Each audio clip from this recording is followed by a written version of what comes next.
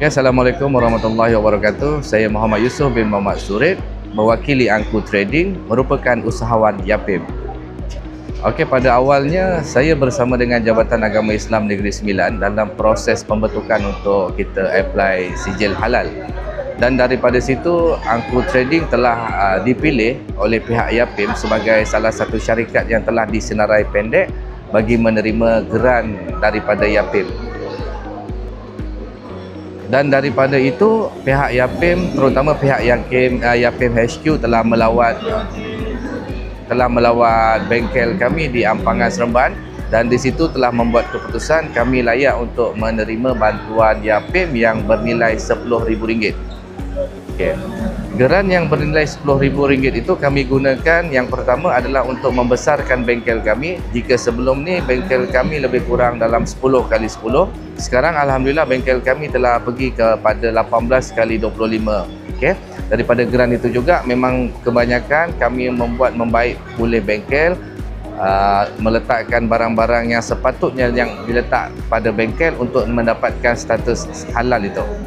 Daripada geran Yapim yang diturunkan kepada kami Angku Trading ni, antara perubahan besar, perubahan ketara yang dapat kami rasakan ataupun memang kami hadapi sendiri adalah bila bengkel yang dibesarkan itu, kami ada kapasiti untuk production yang lebih luas, lebih banyak. Okay, jika sebelum ni purata pengeluaran kepada bengkel kami hanya dalam 50 ke 60 kilo dalam tempoh sebulan. Jadi apabila bengkel dah dibesarkan, kawasan yang luas, kawasan yang lebih kondusif, kita boleh mengeluarkan 200 ke 250 kilogram sebulan, alhamdulillah.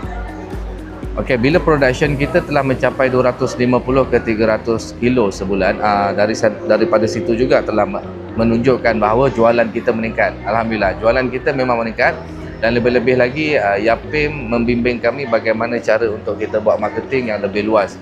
Sebagai contoh, melalui melalui expo-expo yang macam kami join ni, benda yang pertama Yapim ingin tunjukkan kepada kami adalah bagaimana business to business tu bergerak, macam mana kita match business. Dan alhamdulillah melalui program ni dalam tempoh 3 hari ke 4 hari ni, kami telah menerima tawaran daripada beberapa owner petrol pump, terutama di kawasan Air Keruh, Bukit Katil, Melaka ni, untuk meletakkan produk placement kepada tempat diorang. Alhamdulillah, kat situ kita dah dapat satu kejayaan yang berjaya bagi Angku Trading, yang mana business matching tu berjaya.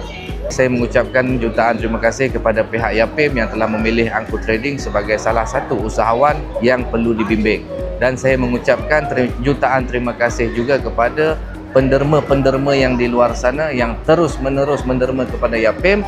Dan daripada dana itulah yang membolehkan usahawan-usahawan seperti kami ini dilahirkan, insya-Allah. Terima kasih semuanya.